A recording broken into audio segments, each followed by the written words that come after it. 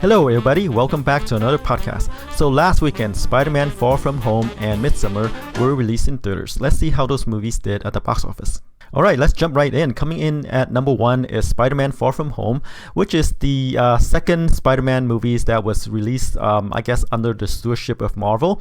The movie opened to 93.6 million for 3 days, and for 6 days it was released on a Tuesday because of the 4th of July holiday, right? It pulled in 185 million 6 days. This is a movie that I thought would do better than it actually did. Let's see where I had the movie. I said the movie could probably open to 180 million 3 days and 200 million plus 6 days. Apparently that didn't happen. And in terms of opening, this latest Spider-Man movie is kind of the middle of the road, right? With the lowest being the rebooted Spider-Man movies with Garfield. And then Garfield? What's his first name? Yeah, Andrew Garfield. So it was the lowest openings were with the rebooted movies with Andrew Garfield. Like the first movie opened to 62 million, and the second movie, The Amazing Spider-Man 2, opened to 91 million. And Spider-Man Far From Home opened to 93 million for 3 days, right? We're not comparing the 6-day figures for Far From Home. Homecoming, the first movie of in Tom Holland's career, Spider-Man career, opened to 117 million, and the second Spider-Man movie actually opened lower. So I don't know the reason why, because the Homecoming opened well. It is a kind of like almost like another reboot.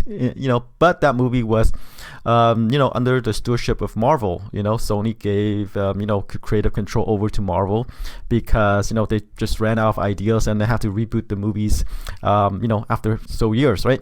And this is the second movie under Marvel, and it did okay, I guess, in these, like I say, mid of the road in terms of openings.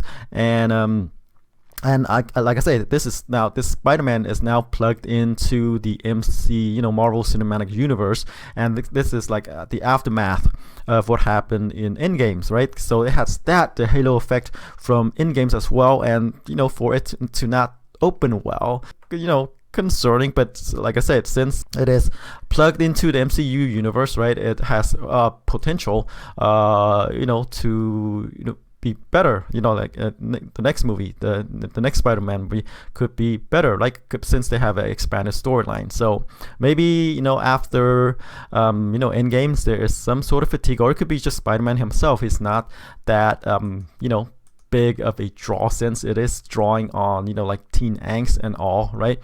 But still, let's see how this movie does in the second weekend, and worldwide, overseas. Let's see how it did overseas. Overseas, it put in 395 million for a worldwide total of 580 million. So it's doing really well overseas.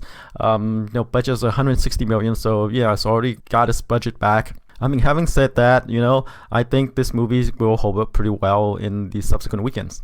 But we'll see. Okay, number 2 is Toy Story 4. In its third weekend, it dropped about 43% to pull in 34.3 million. Domestic gross is already 306 million.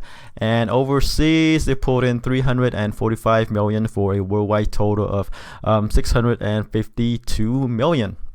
And after 3 weeks, it's already the second highest grossing movie domestically. Now, Toy Story 3 had a domestic gross of 415 million, and Toy Story 4 is 306 million. So 110 million plus to go, and we'll catch up to Toy Story 3. Worldwide, however, still ways to go. Toy Story 3 is 1 billion, and Toy Story 4 is 652 million. But worldwide, it looks like it has ways to go to catch up to Toy Story 3's 1 billion. All right, number 3 is Yesterday. A movie features the soundtrack of the Beatles.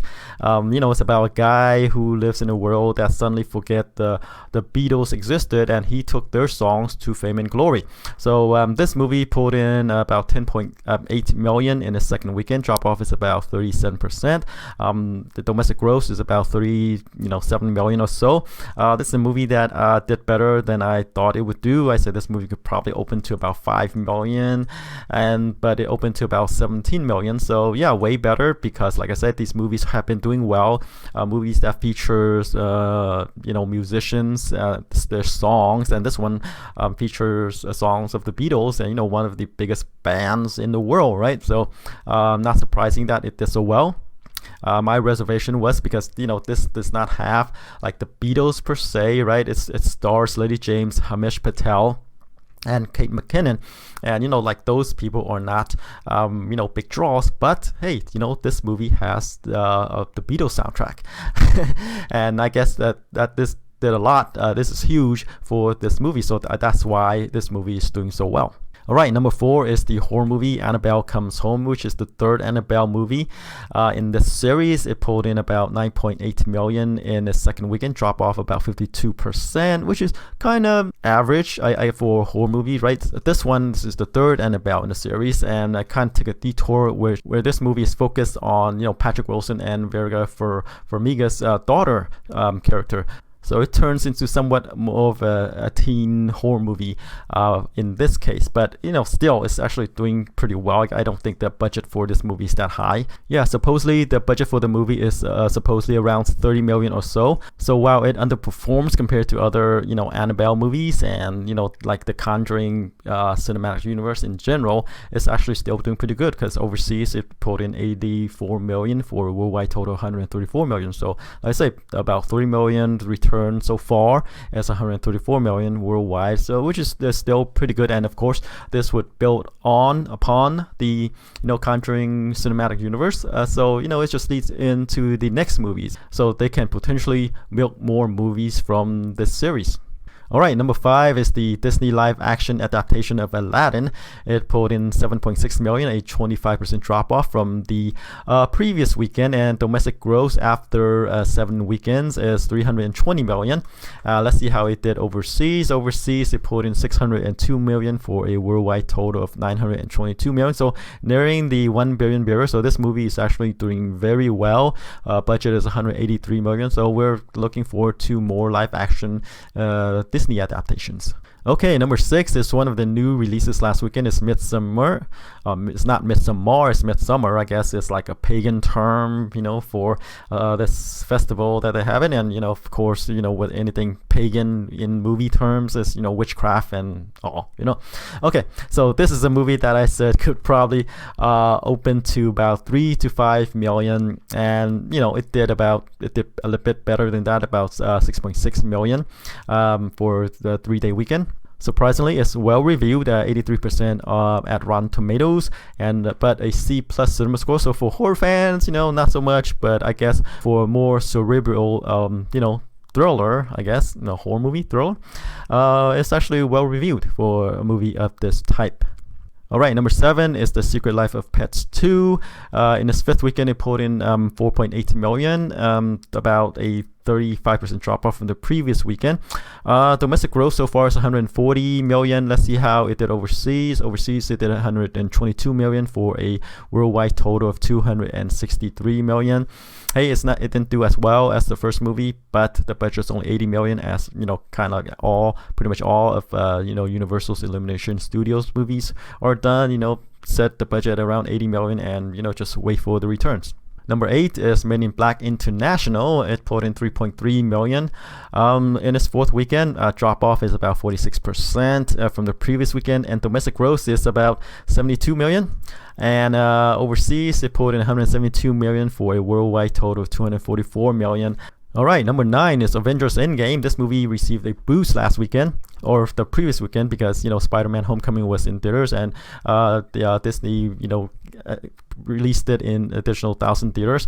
And that had a bump. So this weekend it fell back down a bit to pull in 3.1 million, drop off about nearly 50% because people were catching up for to Avengers Endgame and to watch Spider-Man Far From Home. So domestic gross is 847 million, and let's see, worldwide 2.7, 2.8 billion. So it's still worldwide all times is still behind Avatar, 2.8 billion, right? Still there. I think there's only like about 15 more million to go, right, to catch up to Avatar. So it's getting there, it's getting close. I think it could do it. I mean, if Disney released it in theaters domestically and overseas, if they leave it in theaters for a bit, I think it could catch up to Avatar. But domestically, it's still far from Star Wars: The Force Awakens, 936 million. Okay, closing out the top 10 is Rocketman, the biopic about Elton John, the singer. It pulled in 2.8 million in the 6th weekend, drop off about 30% from the previous weekend, and domestic gross is about 89 million. So this is another movie, like I said, that's features the life and songs of a famous musician, and it's doing quite well at the box office. This movie pulled in 84 million overseas for a worldwide total of 173 million. The budget's 40 million. So with the success of these movies, look for more movies that features the soundtrack from other famous musicians, bands, what have you. Alright, so that's it for the box office top 10. Let's move on to the new releases this weekend. We're going to have two, Crawl, a horror thriller. Also in theaters is Stuber, an action comedy starring Dave Bautista and Kumail Nanjiani, I believe. Okay. All right, let's start off with Crawl. So Crawl is a creature feature that takes place during a hurricane, and the places, I think Florida handle or somewhat, right? So the place is flooding up. So Scardellaro plays a woman who is checking up on her dad, played by Bill Pepper, who's trapped in the crawl space of his home, right? For some reason or another, right? And they are stalked by a crocodile. Because of the water is flooding up, the crocodile have access to places it didn't have access to before. I guess unique in a way, right? Because it's about a killer crocodile, and could be sharks, right? But sharks are overdone. With Sharknadoes going up to what, Sharknado 5, 6, or 7, whatever, right? So this is a crocodile. It's plausible. I mean, the movie looks interesting, like I said. It's not a like a dumb teenager movie, people trapped, I guess, like it's still a killer inside a home kind of thing, movie concept. The star in this movie is actually the crocodile and the storm, right? The special effects. Even though I think it's interesting, the audience might not, because it is just a crocodile, right? It's not scary as sharks. It is not scary as a serial killer in a mask. There's no creepy things, I guess, in this movie other than the crocodile and the tension involved in trying to escape from the crocodile and the rising water. So what will this movie open to? I think about 10 to 15 million opening is about right for this movie. Could be at the lower end of that because of the box office dip, and like I said, of the crocodile, right? It's not as scary as like other villains, I guess. Right, up next is Stuber. It's the action comedy starring Kumail Nanjiani and Dave Bautista. Nanjiani plays a Uber driver who picks up a cop played by Bautista, who's on the trail of a killer, and they drive around and gets into all these misadventures, right? This movie also stars Iko Uwais, the action star. Mira Sorvino is in here. Karen Gillan is in here, who also co-star with Bautista in the the Guardians of the Galaxy movies.